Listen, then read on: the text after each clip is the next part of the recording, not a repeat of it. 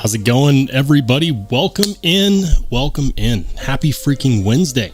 We're halfway through the week. And what a week it's been. I mean, first it was Monday, then there was Tuesday. Where did the week go, right? I don't know about you, but my week has been a blur. But I'm curious, how did your week go? Was it a busy one? Let me know. Looks like we already got some people in the chat. Let's do some shout outs. Shout out to channel moderator Top Dog. He says, I am here. The question is, will I still be awake in 47 minutes? I'm guessing he's on the East Coast time. Shout out to Dion Page as well. He says, hello. We've got Oreo Dave says, cheers all. I'm fading. Hope you all have a great night. Sleep time for me. Hey. Get those Z's in, man. Got some East Coast audience members today. Byron Kennedy here as well. It says, howdy, Rollshambo, and all coming in. Welcome in, man. Naso in the house as well. He says, hey, what's up, guys? Just trying to get to the end of my work day here. Aren't we all? Aren't we all? That's the dream, though, right? To have a job, to do something that brings in an income that doesn't leave you feeling like you're just trying to get to the end of it. Or maybe that's just kind of the crux of the situation, right? It always ends up feeling like less fun when it becomes a job. Just gonna go ahead and say that. That's why I do this for fun, for a hobby. It's not a job. It keeps it fresh, and I always look forward to it. Bryant Pham in the house says, howdy y'all. And then of course we got Matt Young. Ayo. He says, good to see y'all. I'm Central Time, so I'll be off soon. Well, we appreciate you joining us anyways. Shout out to Aaron R. says, just joined your channel the other day. Hey, round of applause for Aaron R. You've discovered it in the deepest, darkest recesses of YouTube. Here I am. Nick EDCR as well. Welcome in, my man. And of course, a huge round of applause for absolutely everybody who signed up to be a channel member. I do knife sales, and when I do knife sales, the channel members are the first ones to have a crack at it. So if there's anything that I'm selling, all you channel members, you'll know about it first. And I also usually do give a little bit better pricing for channel members when I do those. So just a small thing that I do to say thank you, give back as well. Top Dog says, before we start to shout out to the awesome budget knife Remet RH0317 Rhinoceros. Man, is it just me, or do all manufacturers just need to get on board with the fact that we don't want a huge serial number when we read out a name of a knife? Like, I don't know about you, but I can't get excited when I'm like, and this is the such and such Kershaw 54A230. I can't do it. I can't get excited about that. But then, people talk about certain models in hushed tones. It's the Voodoo. It's the Knoll Knives Voodoo. What a cool knife, right? I'm just going to throw this out there. I think that some knives get more hype than others because they do a good job of branding and marketing the name of the knife. But I won't get it twisted because honestly, I would love to have a Knoll Knives Voodoo. Am I salty that the funds never lined up with the drops? Yes. But they are going to be coming out with another knife release in September. It seems like to get one, you have to get in on the pre-order though. Ginger Fisher 75 in the house. We got a channel member here. He says hello and good night. Is everyone just joining in to say hello before they go to sleep? Or are you trying to go to sleep while listening to the live stream? You can tell me. I'll keep a secret. Maybe. Man, what a week it's been. I am curious, what did you carry today? Because I know you guys probably carried some cool stuff. Today, I carried the Civivi Sentinel Strike. And I've been carrying this a lot. I've been carrying it because I'm trying to figure out, is this truly the best budget button lock in my humble opinion? Or, was I just overly excited for a knife that I think is cool? and that excitement will fade. So far, it hasn't faded, guys. This knife is fantastic. Some call it a reverse Tonto, some call it a Wharncliffe. I don't know what it is. I just know that I enjoy it. And I could make the excuse that it is technically a Wharncliffe. So I carried it today on Wednesday, Wharncliffe Wednesday. Hope everyone had a Warney Wednesday. Bryant Fam says, anyone know anything about the upcoming Wee Nefaris and a possible drop date? I haven't, but I'll let you in on a little secret that I do. If you go to whitemountainKnives.com, a lot of times they will list the drop date and for new and upcoming knives. And that's actually a really great tip is some websites will do that. They'll say this is dropping on our website at this time. And they're not saying specifically that that's when it's going to be out everywhere for everyone. But that is something that I see pretty frequently with White Mountain Knives. Now, I do see it here. Sweet looking knife.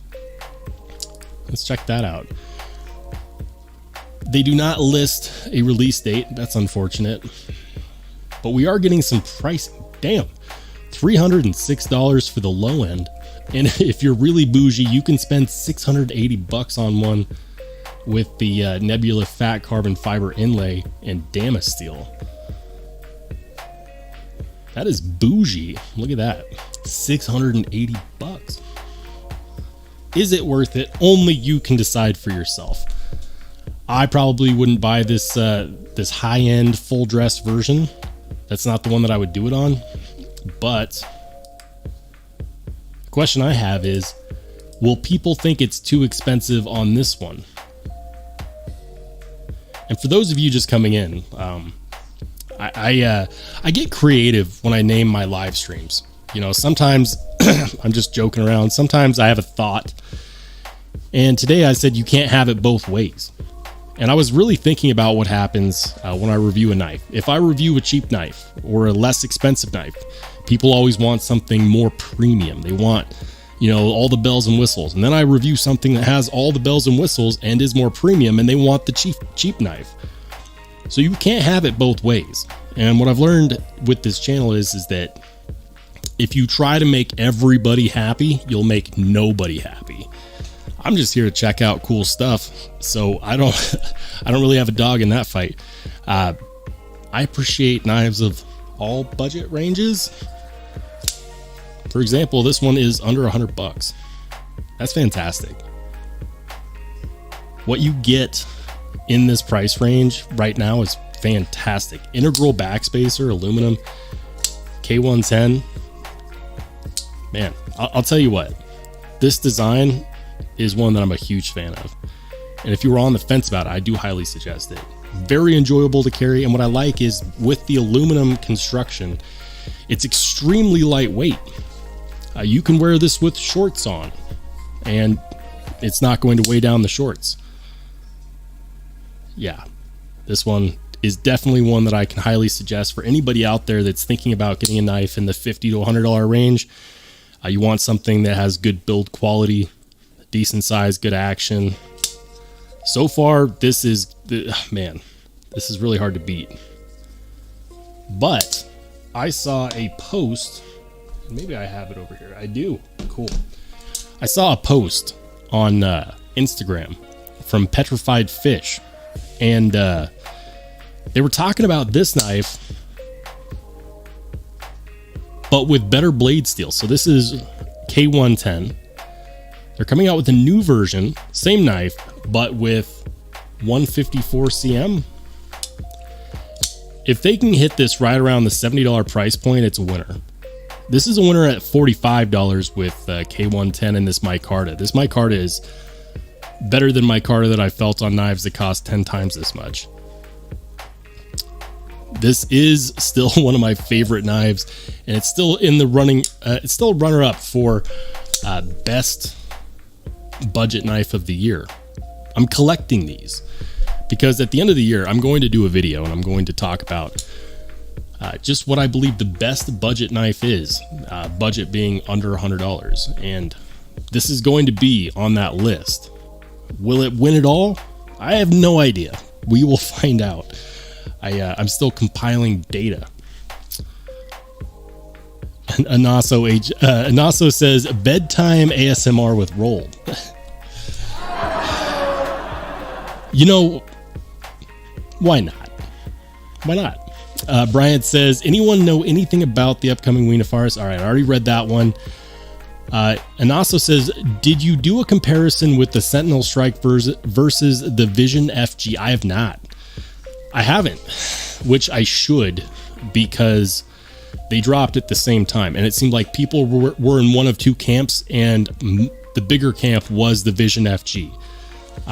I wanted to do something different because I knew everyone was going to flock to the Vision FG, and I didn't want to be a part of that race. I wanted to try this one because I've already tried a Vision R, and I really like the Vision R, but this is the one that I was really interested in checking out. What I think would be cool is to have a video with the Vision R, the Vision FG, the Wee Ziphius, and the Sentinel Strike, and then you'd get kind of the whole family, right?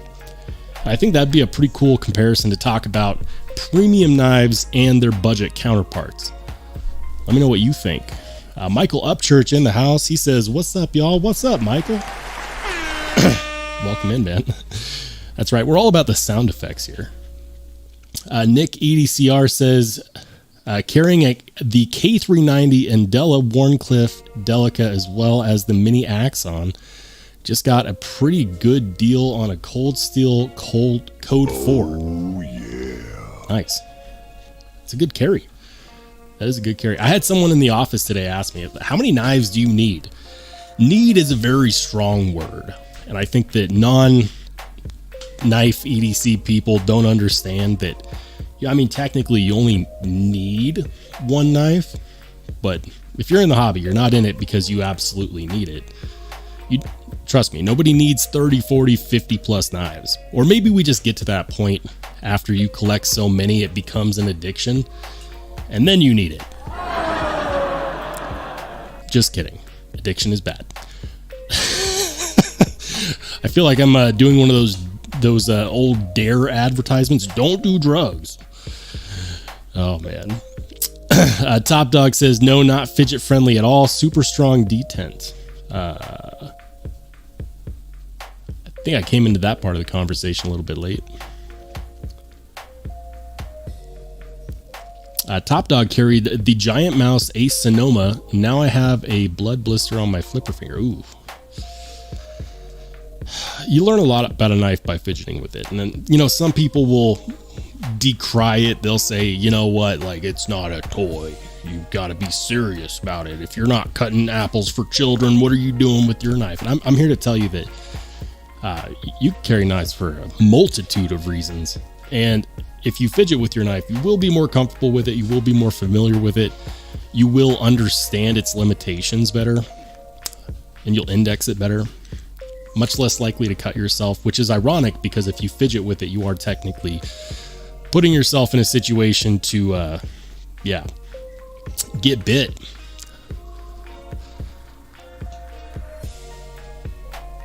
Let's catch up with the chat. Hey, Jim Miller in the house. We got another channel member. What's up, Jim? Welcome in. Jim bought both the Vision FG and the Sentinel Strike at the drop. I heard a lot of people did that. It wasn't in the cards for me. I could do one, couldn't do both.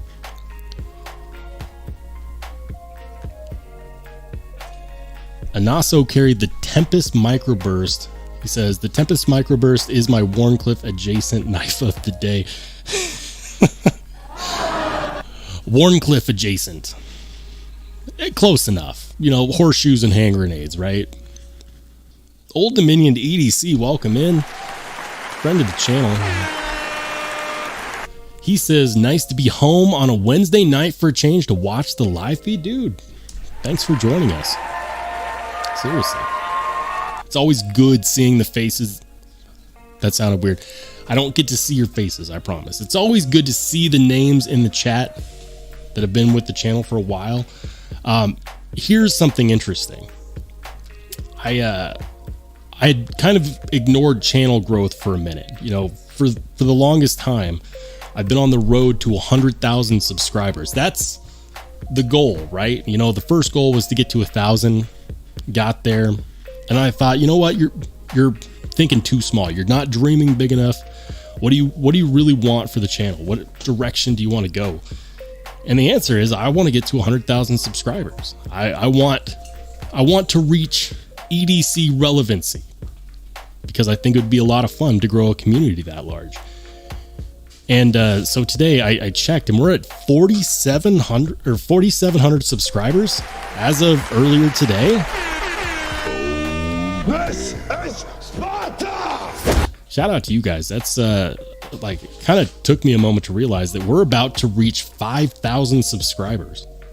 What happened? Here I was, you know, in the dark recesses of my room recording videos about knives, and somewhere along the way we're nearing 5,000 subscribers. That's nuts. So thank you guys. Demonok 13 in the house as well. Welcome in, Demonok. He said he carried the PM2 and a J-Cal. That's a pretty good carry. Dwayne Letterman as well. Welcome in. He says the Knock, the OD Aram. I'm not sure if I'm picking up on that one. Aaron R says Rollshambo would be a great name for a knife. You know, so in this community of ours where reviewers and content creators turn into knife designers, I have thought about how cool it would be to design my own. It's expensive. It's really expensive. For those of you who joined for the live stream where we had interviewed Sharif Manganis of Manganis Steel, I asked him, I was like, how much have you paid for your website and for prototypes? And like, before the first knife sold, he was in it somewhere around like 8 grand, 9 grand. Damn. And then you have to hit the manufacturer, you know, pre-order minimum. It's expensive, but I would like to. And when I eventually do design a knife, because I'm going to put that out there into the ether, we're going to imagine it's going to happen. I will name my first model the Druthers, so you can have it your way.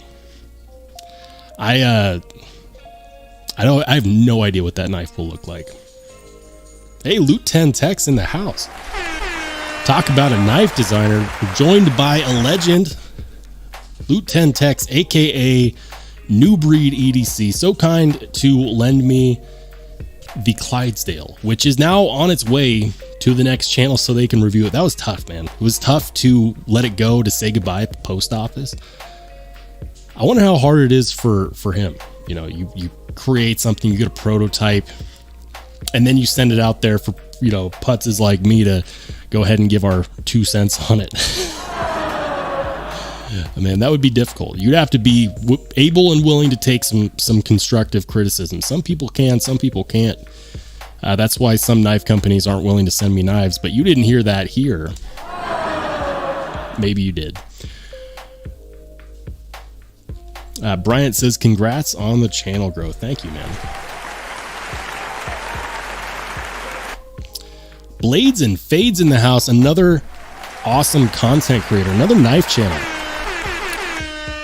And guys, if you haven't checked out Blades and Fades and you are into maintaining your knives as far as sharpening the edge, you gotta follow Blades and Fades. He gets some of the most beautiful mirror polished edges on a knife, period. I'm trying to think. Do I have one of my mirror polishes right here? I don't know. See if it'll focus. It's not going to show very well. I'm a novice when it comes to knife sharpening. I know enough to keep my knives sharp to get the edge that I want on there. But Blades and Fades does a fantastic job. Sometimes I just find myself watching his Instagram posts to see what he put a mirror polished edge on next, but they look great and they perform great too. So shout out to him.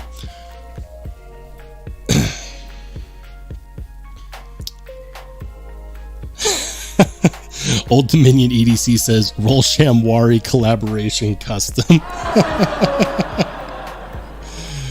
Oh damn. All right, guys. So yeah, let's jump into seeing what's out there. I haven't checked any knife websites recently. I've just been too busy. So I don't necessarily know what's coming soon. Obviously, we know that the Wii Nefaris has an undetermined release date, or at least one that we know of. What else is out there? Okay. Arriving, and this is exactly what I'm talking about here on White Mountain Knives. You see how it says right here that the mini pyrite is arriving in October. The closer we get, the more likelihood that they're actually going to give us a release date on that. So anybody that's been looking out for a smaller pyrite, it's coming in October. It's going to be $57.99, so it's not necessarily going to be any cheaper than the regular size one. But I guess if you want a small one with a frag pattern handle scale, damn. I do like the fact that they're doing that in aluminum. Aluminum is such an underrated material for a knife scale because it is so light. It's tough enough to withstand anything that you're going to put it through realistically. I'm not talking about you crazy people out there that, you know, stab your knives into trees and then try to use it as a step ladder. You know who you are. You know. Don't do that. Just get a ladder. But for everyone else that just uses their knives to open boxes, you know, for or EDC stuff or work stuff, aluminum handle scales are going to get the job done just fine. And they're really light as well. They're much lighter than titanium, even though titanium is more premium. I get it. But my point is, aluminum is underrated. Thank you, LCAP Addict, as well. Did you just sneak in here? Channel mod, channel member, all around great guy, LCAP Addict. Thank you for posting Blades and Fades channel. Guys, go check out Blades and Fades. Seriously, great channel.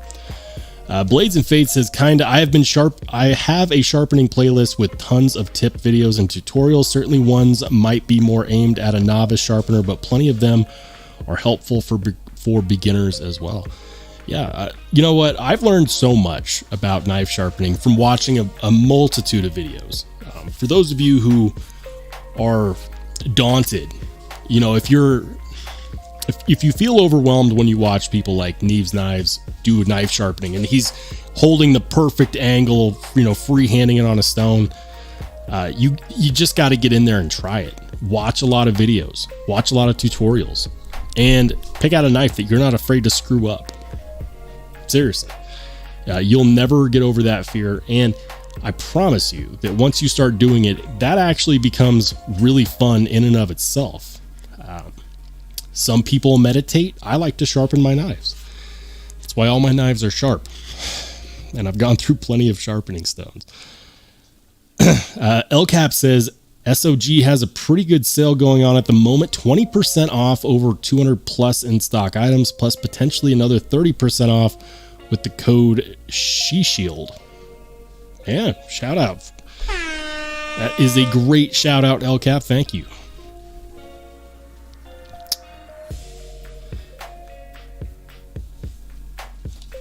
All right, guys, let's see. What else is new at White Mountain Knives? What's coming soon? That's what this is, right? The coming soon page. We finally, guys, I know you've been waiting. We finally have a drop date for the Civivi Balter. I listen, it's a cool knife. I just don't know, like, who. Let me know in the chat. Have you been waiting on bated breath for the Civivi Balter to drop? Like, I think it's a cool knife. I think it's going to be probably too thick of blade geometry, but I'm just wondering, like, who's excited for this one? I think I'd like to check it out. I'm not excited about it. Like, I'm not stoked on it like I was for this one. Like, I waited months for this to finally release. So I'm wondering, anyone out there looking forward to September 7th for the Civivi Balter?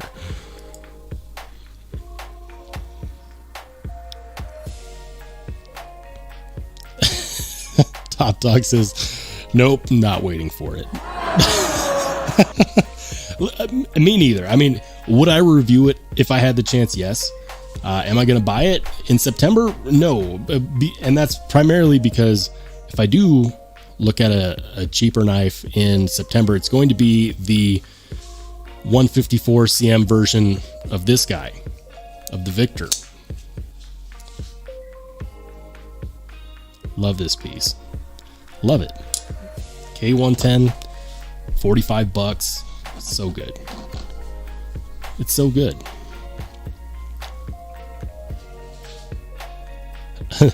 Anaso says the civivi ball tear looks like it's going back to the days of Cold Steel commercials with stabbed card doors. Cold Steel. It's tactical. Listen, I love me some Cold Steel, okay? I do. But some of their older stuff is like dated? I don't know. They kind of had this thing going on. I do like some good Cold Steel though. You can get some great knives from Cold Steel.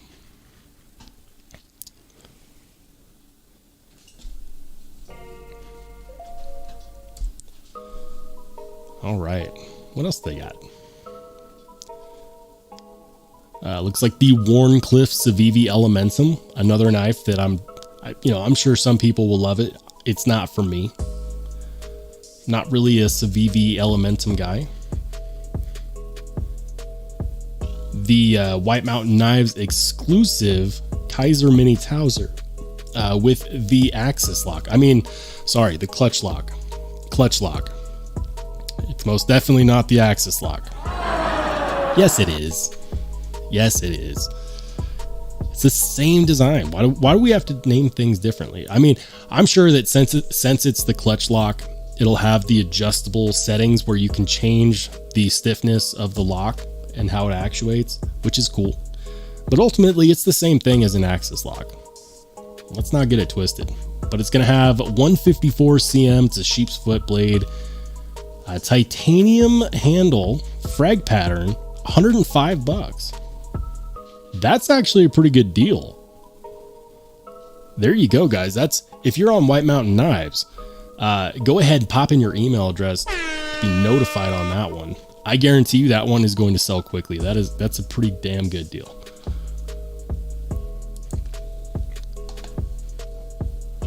All right, next page.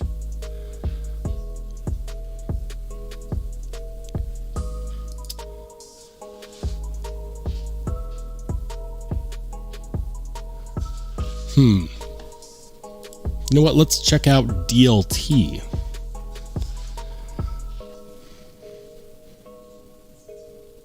Hey, we got a couple more channel members in the house. Shout out to Chef Rocky for joining in, as well as channel member Neil McKenzie. Oh, yeah. Welcome in, fellas. Welcome in. I like going to DLT because they have a page that's dedicated just to drops. And you can see what they're going to be dropping next. They do, sometimes I think that they do it as a marketing gimmick though.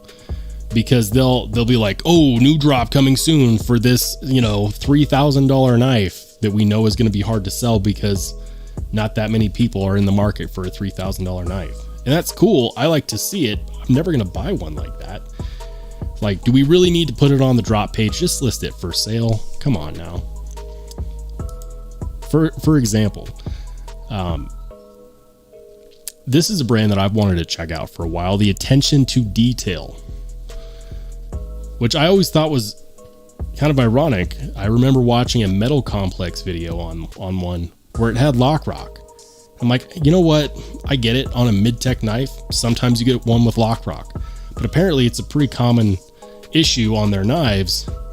And what bugs me is that the name of the brand is Attention to Detail. You can't have lock rock on a knife and have your brand be called Attention to Detail. What are you doing? Come on. Especially when they're not cheap. Like, these are $750, $650, $850.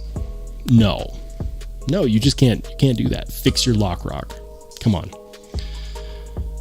I would definitely like to check one out though. I think they look pretty sweet. I am concerned about the fit and finish.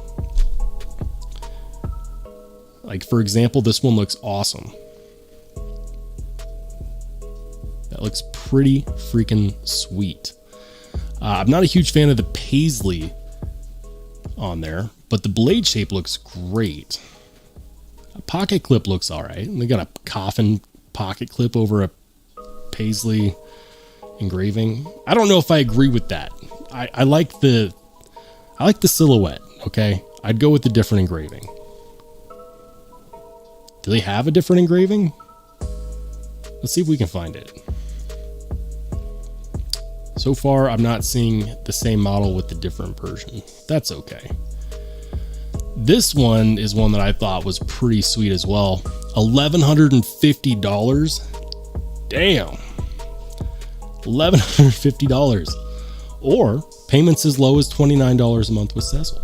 You know, put yourself into debt. Don't do that. Don't do that. If you can't afford it, don't buy it. But that does look pretty sweet. It's got the that kind of reminds me of the it's like a rebar tread.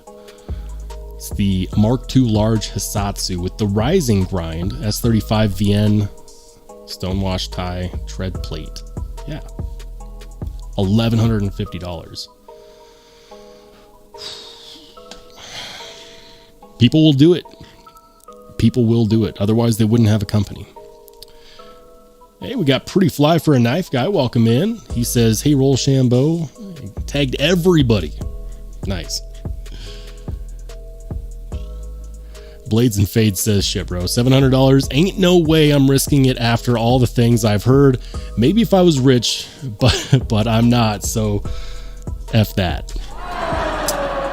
I'm right there with you, dude. No way would I pay $1,150 for a knife that might have lock rock. I'm not doing it. I mean, even if it didn't, that's still a lot, at least at my current financial place in life. That's still a lot to spend on a knife. I do think that you could be responsible. You could save up. I can't do that. There's too many knives that are released for me to be able to save up.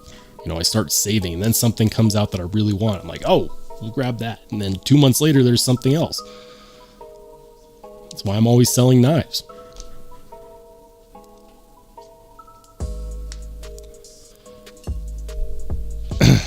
All right. I can't look at these attention to detail knives any longer. It severely bothers me that they are known for having fit and finish issues and their name is attention to detail. Like they need to rebrand or fix their stuff. Like seriously, attention to detail. You probably aren't watching this live stream, but if you do, change your brand name or fix your shit. There you go. There you go. You charge too much not to. I said what I said. Jim Miller says $1,150 would pretty much pay for my truck tires. Oh, ain't that the truth? Like that's I remember when I used to complain about $1,100 being expensive for rent. Now I live in Colorado and I wish that my rent was $1,150.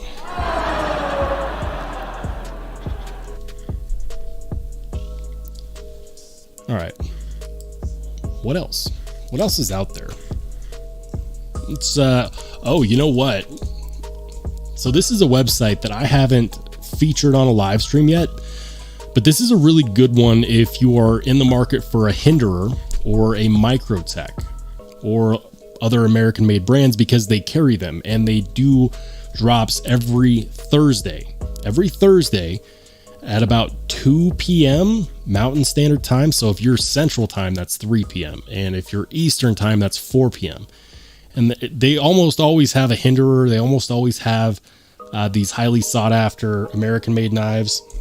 They do go quickly, but if you're on the hunt, if you're seeking one of those hard to get knives, Southern Edges, they're not paying me to say that. I'm just letting you guys know.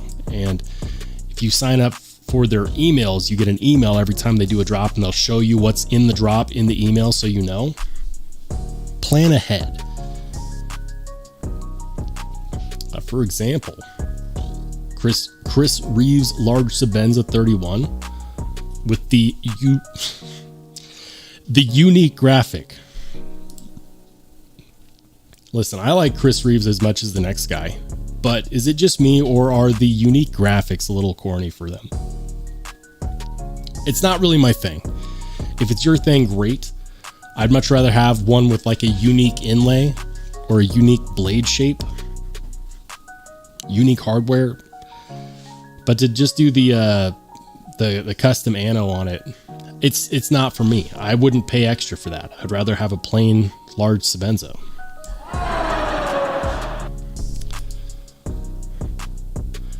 Loot 10 Tech's heading out. Hey, guys. Check out New Breed EDC. Loot 10, have a good night, man.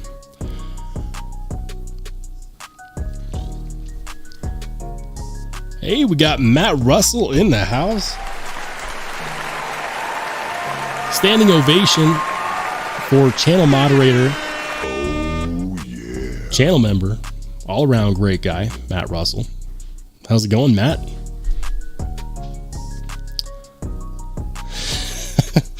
Blades and Face says that it looks like a free graphic from the 90s. It really does. Yeah, it reminds me of the old decals people would put on the sides of their cars. Like, you remember that the decals from the first Fast and Furious when they put the decals on the sides of the car? Like, that's an easy extra 10 horsepower, right?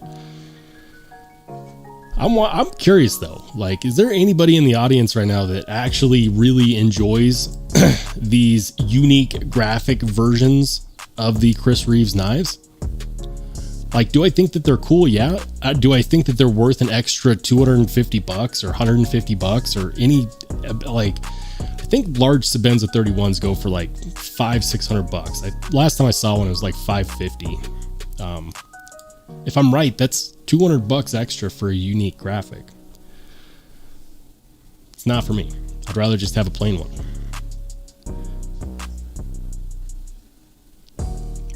Wow. Look at that. $960 for a ProTech custom Malibu flipper. Wow. And it's a Vegas forged razor wire Damascus blade. Where do they come up with these names? I mean, it does kind of look like razor wire. I get it. That's nuts. Absolutely bananas. But anyways, I thought I'd throw this out there. For those of you who are on the hunt for a hinderer, you can, in fact, find them on Thursdays on Southern Edges. They drop, they go quickly, I'd say within about 3 or 4 minutes, but they're there every Thursday reliably. All right. Let's see what they're doing over there at Blade HQ. The ProTech Ultim SBR. Okay. Turn down the music because I'm gonna rant for a second. What's the deal with Ultim? Like, why? Why Ultim? I don't believe it's any tougher than G10, but they're always more expensive. And personally, I'm not a fan of that color. Like, I'm just going to go out. I'm just going to go ahead and say it. And I'll preface with this. If you like this, good on you. But to me, that's urine yellow. I said it. I can't take it back. Why are they more expensive?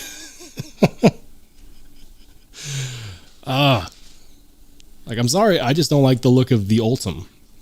And you know, I'm in a chat with other channels, right? And someone in there mentioned that they were disappointed. I believe it was Lefty EDC said he was disappointed in the Ultim because he got it and it wasn't that yellow color, that it had faded. And I said that's probably a good thing because regular Ultim looks like urine.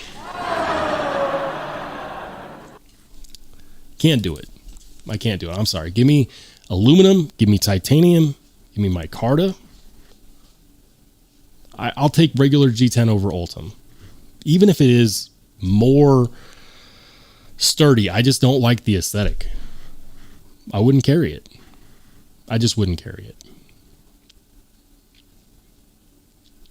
The SBR is a pretty sweet knife, though. Nothing against the knife's design. Like, here we go. I think that looks way better. Yeah, I'll take that over the Ultim. And here's the thing. They're the same price. Nope. No, they're not. This one's the same price. So I was wrong. The one with Damascus is $500 with the Ultim, or the one with the bronze orange peel blue titanium, $550. Spend the extra $50. You don't need Damascus. This one's better. Bluminati Ninja in the house. He says Ultim is just high temp plastic used in the semiconductor manufacturing. Good to know.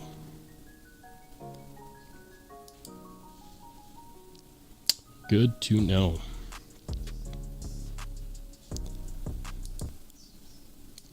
All right. I got sidetracked. I saw Ultim and I had to rant.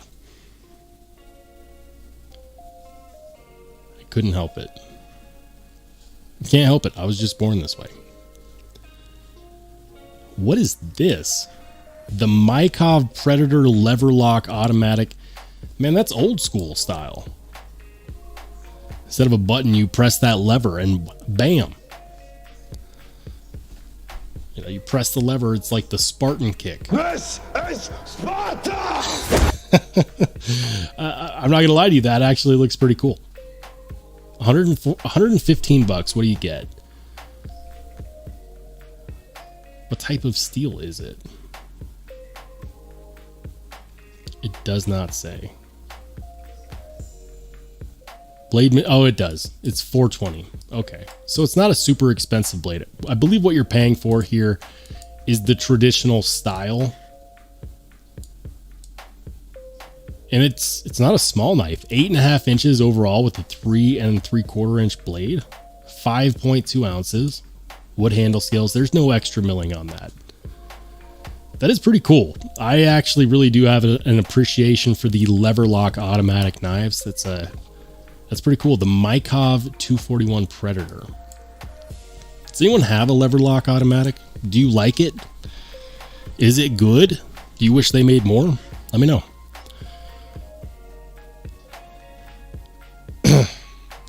Thomas McDonald says, you were right. Ultim is nasty. Yes, it is. I know. Some people are going to be offended, like, Ultim is amazing. It's the best. I just think it looks like urine. How many times are we going to say that on tonight's live stream? Probably too many. The AKC Extreme Auto. Not really my speed.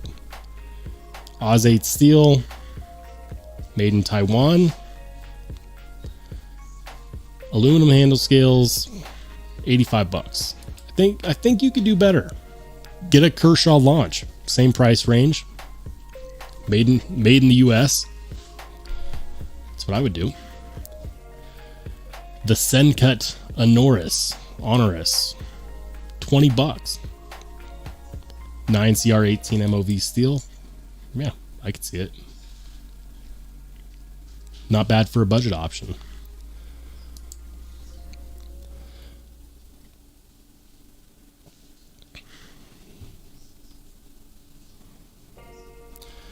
Bluminati Ninja says Ultim will hold up semiconductor wafers and transport it up to 120 degrees Celsius. Damn. See, here's the thing. I don't doubt it, okay? I don't doubt that it's a sturdy material. That's not the issue. The issue is that I just don't like the way that it looks. It looks like oxidized plastic. Like, have you ever gotten a clear phone case before and you get it and it looks great, but then 3-4 months down the road, it's yellow? That's what Ultim looks like to me. It looks like oxidized clear plastic. So this one just recently released. This is the Flightanium Arcade, and what makes this interesting is it utilizes Andrew Demko's Shark Lock. And let's be honest, we all saw this coming. Andrew Demko a savant when it comes to making knife locks. No joke. I don't agree with his pricing on his cheaper 80 20.5s, and I don't apologize for that opinion, but he does make one hell of a knife lock, and it looks like he licensed it to Flytanium to create the arcade, which is cool. $200, S35VN, aluminum micarta. I don't know who the OEM is, but it is made in Taiwan. I think that that's actually pretty cool. Thumb stud only. I would have liked to have seen a deployment hole instead, but their use of the shark lock is really interesting. I think that's cool. Oh, look at that. They have one with Ultim. I can't escape it tonight. I just can't. Oh, look at that. Looks like Blade HQ sold out. Or they're allowing a pre-order, but it looks like you can get different inlay sets for the arcade. That's cool. So you can do brass, copper, titanium, raindrop carbon fiber, black shred carbon fiber, G10. Damn.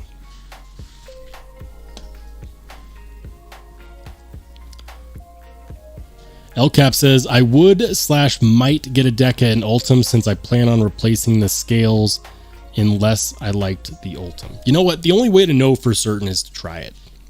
That's it. You got to try it.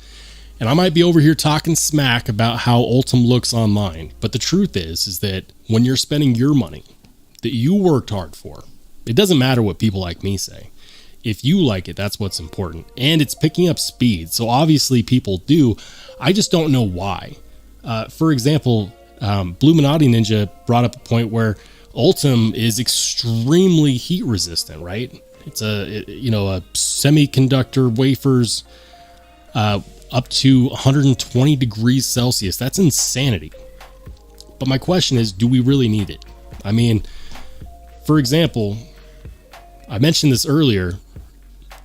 Most people are not going to take their knives to the point where they need something that's tougher than aluminum. Like, we want to be able to say, yeah, this is made out of, adamantium and it's going to withstand 15,000 pounds of pressure. But when are you ever going to put that amount of pressure on a knife? So the question isn't, is it tough? We know it's tough. The question is that really the selling point? Because I think it looks bad. And personally, I won't carry a knife that I don't like the look of. I just won't do it. I've got too many knives that I like the look of that I will carry that are made out of premium materials or materials that I like. G10 is extremely heat resistant as well.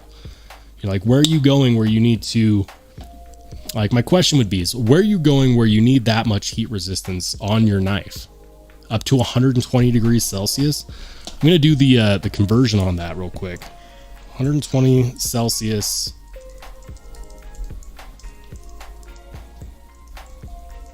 to Fahrenheit.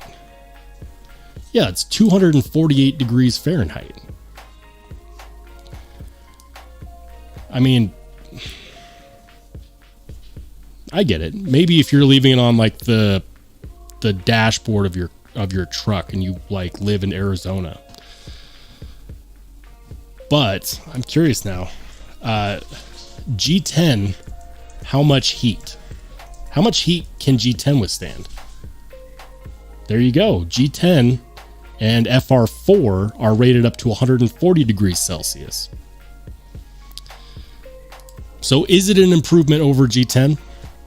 I don't know. I haven't done the tests, but I think that that's a conversation that we need to start having. Blades and Fades brings up a really good point. He said you'd ruin the heat treat before the scales melted. Amen. Thank you. Amen.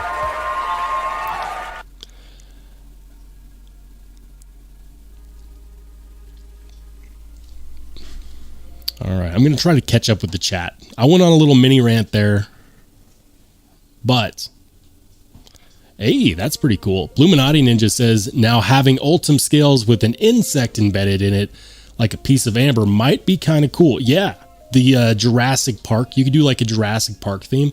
That would be cool. Like you get a scorpion in some Ultim. Now we're talking. You know, like that is cool. You'll still get the people that say that that's a gas station knife, but remember what I said about you, how you can't please them all? I think that would be pretty cool. I'm just waiting for the gas station comments to come in. An insect embedded in the Ultim. Yeah, I get behind that. JSASL says, let's make a test right now. How are we going to do it? How are we going to do it? I've been wanting to test out knives more recently. Shout out to Duty's Daggers. He recently did a cut test between a Spyderco Shaman and I want to say it was a native, a Spyderco native, and the Shaman had shoot, what steel was it? I'm trying to remember. One of them had Maxmit and the other one had 15V. That's right. The Shaman had 15V. And they have different edge geometries. And he was saying, like, don't base the results off of the edge geometry. We're just trying to see how much edge retention. But at a certain point, the cutting geometry does actually play a role in the edge retention. So that's kind of hard. I believe to truly test out edge retention, you have to have two knives, same models, different blade steels, same manufacturer, so you can get as close to the same heat treat as possible. Or at least the same heat treat protocols. So how would you do that with Ultim versus G10? Like, are we talking like pile weights on them and see at what point do they bust?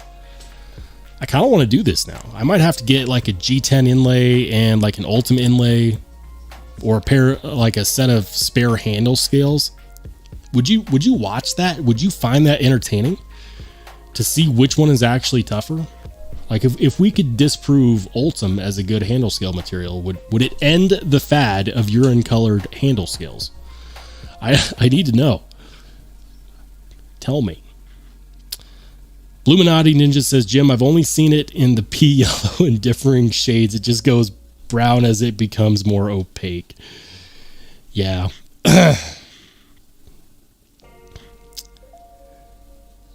Yeah, Blades and Fate says, edge geometry 100% affects edge retention. Thank you. 100%. You heard it from the man himself. Chef Rocky heading out. Have a good night, Chef Rocky. Thank you for joining us.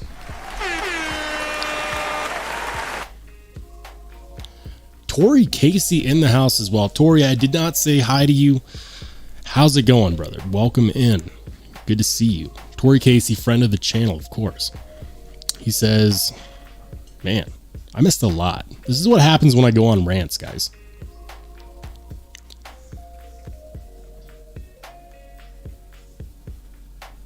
Craig Vincent says, first I bought a China clone Demko to check out the shark lock. It led me to buy 2 real Demkos. Yeah, I can respect that. Listen, I carry this knife a lot, which is ironic because I'm always talking about how I hate the pricing on the Demko 80 20.5s. I also hate how thin the 20.5 is, which the great thing about these scales is that these aluminum scales are both light, but they are thicker, and so it feels better in my hand. Replaced it with the titanium pocket clip, titanium backspacer. Same old shark lock, same Oz 10A. This knife is super easy to sharpen because it's Oz 10. It doesn't hold an edge forever, but that's fine.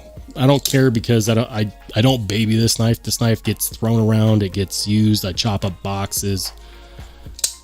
This is definitely one of my favorite knives to carry, but to get it to this point, over time, I had to spend more money than it was initially worth to upgrade the scales, to upgrade the pocket clip, to upgrade the backspacer.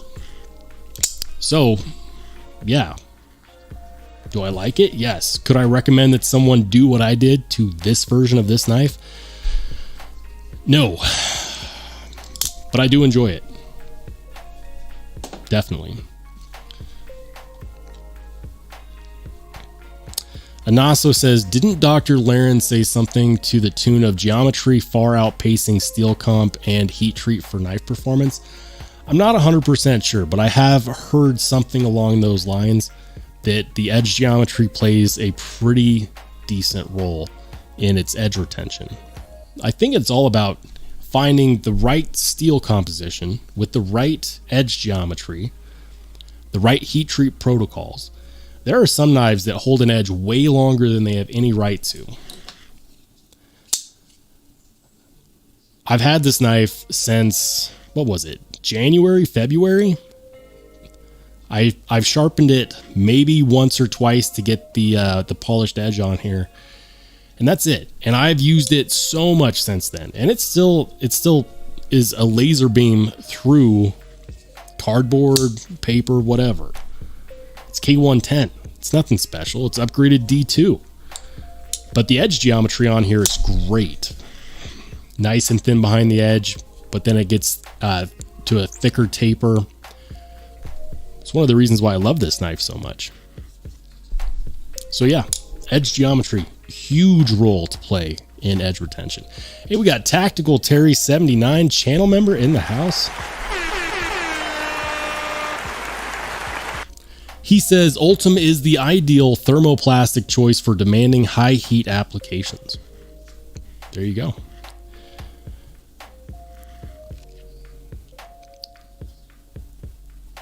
He says this polyether, man, I'm going to screw this up. Polyethyramide material can withstand continuous operating temperatures of 340 degrees Fahrenheit while maintaining strength and rigidity.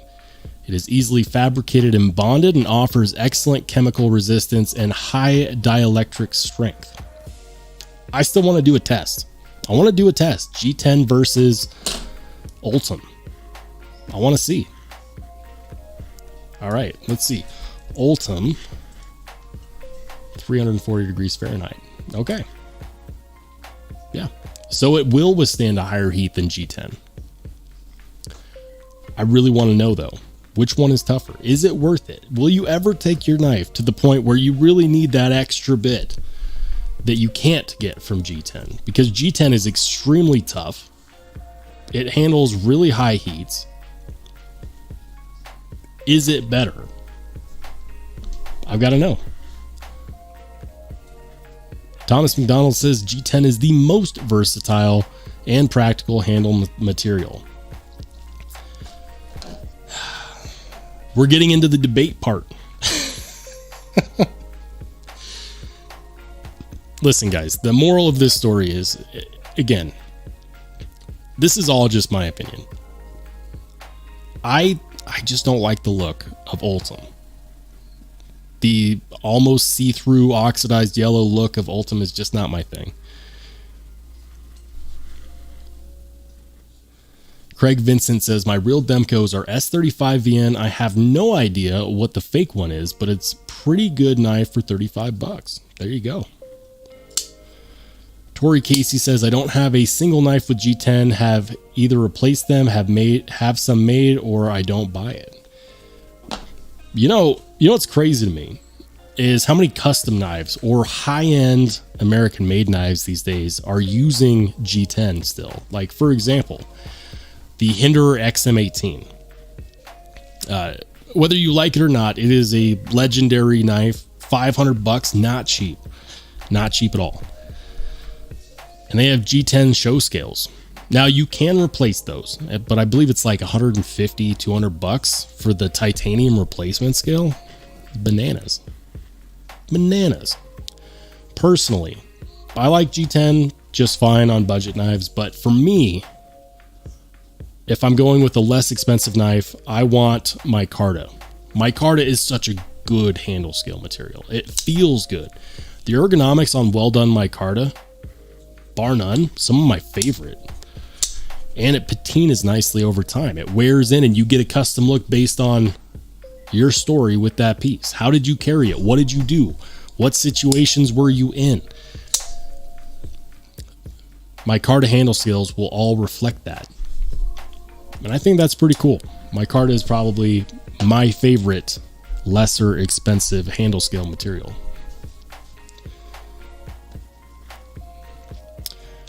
Tactical Terry out here putting on a clinic. He says the real thing that Ultim offers over G10 is that you can cut out a black and white image and then put it between the scale and the liner and customize your knife with not more than a printer.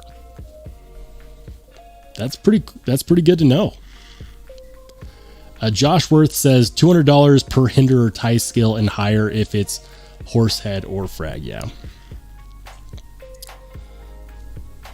Blades and Fade says that he doesn't mind G10 at all. Spyderco's texture G10 is always good. I just replace half of them because there's so many cool aftermarket options, but it's not a necessary upgrade in my opinion. I agree. This is my DLT exclusive Spyderco Paramilitary 2 in crewwear, purple G10 handle scales. I've wanted to modify this one with titanium scales ever since day one, but I haven't. I've kept it stock so I could use it for a comparison knife, but also because the G10 on here is lightweight, it's tough, it's never going to give out under the circumstances that I'm going to put it under, and it feels good in the hand. Ergos are good. Now that being said,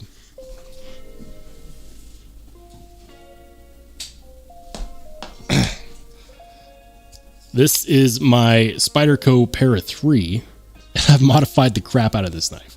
I absolutely love it. Retention ring, 5x5 Combat Solutions wave, polished edge, titanium handle scales by DNA Lasering, titanium hardware, titanium pocket clip. This knife is, for all intents and purposes, it's very personal. Some people love it, some people hate it. I'm here to tell you that it's really fun to carry. I have to put this away in a deep dark hole, otherwise this will be all that I ever carry, and that is a fact. I took it out of my display case because for like 2 months straight this was all that I carried, and I like to carry other things too. But we're going down a rabbit hole here.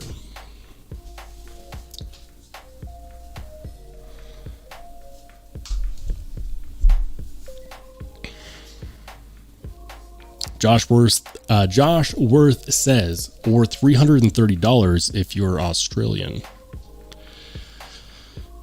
That's a lot for a show side scale. It's a lot. That is, in fact, a lot.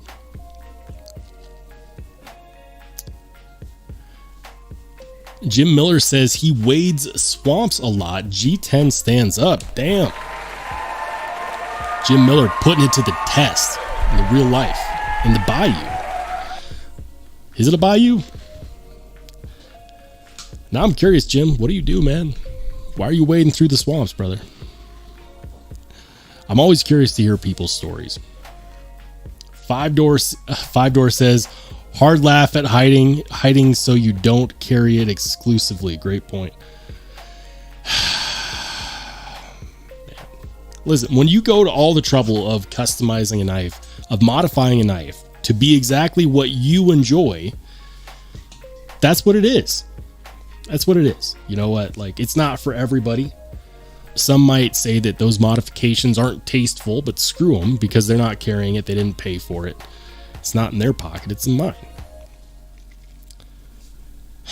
Now I'm going to have to carry it. I'm going to have to carry it again. Tomorrow, that will be my carry, my Spyderco Para 3. Another cool knife, by the way, guys. Check out the Blitzkrieg. This is the Arizona, USA Bladeworks Blitzkrieg made by Miguron. They got a Kickstarter up right now. They only have like 29 backers, or at least they did last night when I recorded my video on it. Let's check it out real quick. I know we're going a little bit over. Typically, I only hold these to about an hour, but let's check it out. The AZ USA Blitzkrieg. There's the Kickstarter. Good looking Kickstarter. You know, like they've got the video. You know, they got the cinematics. Super photogenic knife. Love taking pictures of it. They had 29 backers last night, 29 backers today. 33 days to go. And they're just about, what is that? A quarter of the way there? That doesn't look great. It's like they released it at the wrong time, because I'm here to tell you, it's a great knife. This thing is awesome. Ergo's just like a Para 3. Titanium, carbon fiber inlay, M390. Good acoustics, good action, good fit and finish. Good looking knife.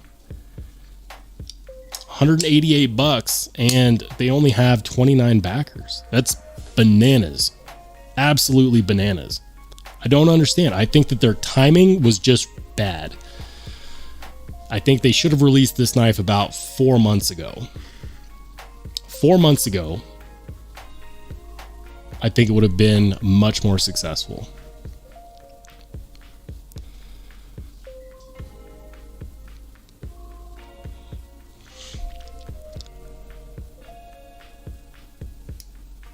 Man, you guys are too kind. Saying that you like the Para 3 with all the modifications. This thing is fantastic. Absolutely love it. But go back on any video I've ever done on this knife and go through the comment section. This knife has gotten so much hate. Like, people are triggered. They're like, you mall ninja gas station knife having... It doesn't matter. It doesn't matter, because the knife that you carry is a very personal thing. And when you modify it, it's a beautiful thing because it becomes perfect for you. Absolutely love this. This one is going in the pocket tomorrow. So good. So good.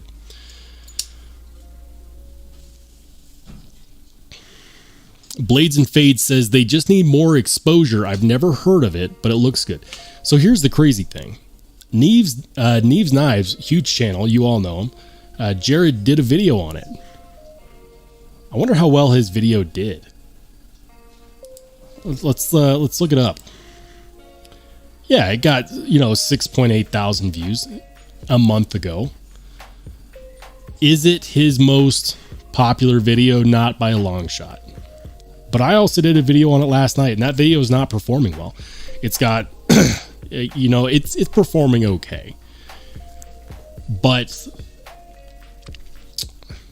I don't know because the right channel looked at it. Neves Knives, big channel, he looked at it. Let's see what the comments say. Okay, positive comment. Miguron is the amazing for real. 150, 180 bucks for quality. They have to put out cool models. They have made huge strides in 2 models in their entire tire line.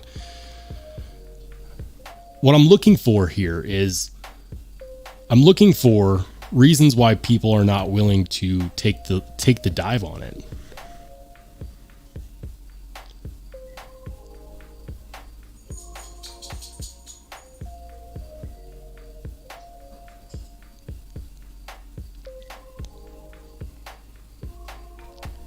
I'm not seeing any negative comments.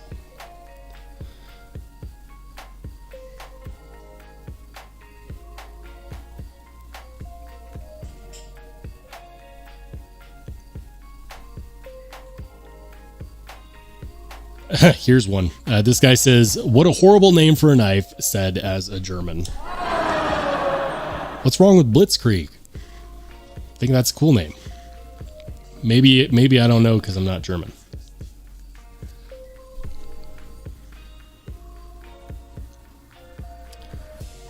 All right. Well,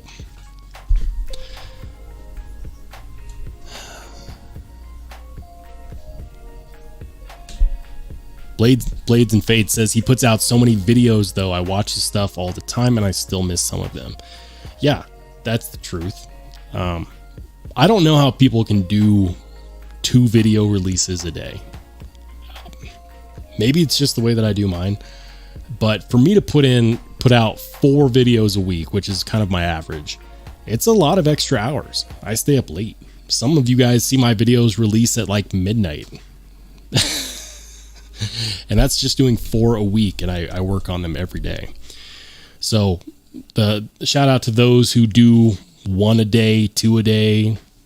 I can't keep up with that, but somehow you guys keep pushing the channel forward. And I think that this is a great time to go ahead and call it an evening, guys. And because there is a little bit of a delay, I'm going to keep talking a little bit extra longer, but I just wanted to say thank you, each and every one of you, for getting the channel to 4,700 subscribers. We're closing in on 5,000, which is going to be a milestone. I will reach out to some of my connections in the knife community, see if we can't get a giveaway going. I think that that would be pretty awesome. So keep your eyes peeled, because if I can get some companies involved, I might have a few lined up that might be willing to join in on that. So keep your eyes peeled. Each and every one of you is awesome. I hope you have a fantastic rest of your week. Other than that, I'll catch you on the flip side.